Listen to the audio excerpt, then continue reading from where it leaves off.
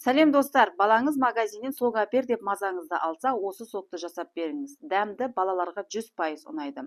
Алдымен бір қарбызды алып, дәл ортасынан емес, видеодағыдай кесіп аламыз. Үлкен бөлігін алып, бетінің кішкене бөлігін ойып аласыздар. Себебі миксерлегенде шашырамау керек. Одан кейін миксерлейміз. Бетіндегі көбігін аламыз, қарбыздың дәндерін, тамырларын сүзіп аламыз. Видеода көрсетілгендей осындай мөлдір шырын шығады. Шырынды қарбыздың қабығына қайта құямыз. Лимон, апельсин тілімдерін және жалбыз саламыз.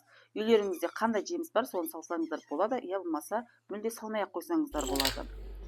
Үстіне мұз саласыздар. Мінекей шырынымыз дайын.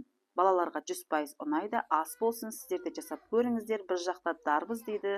Сіздің өңірде қалай атайды, оны жаза кетіңіздер. Және осы жерде көрсетілген менің YouTube арнама жазылуды ұмытпаңыздар.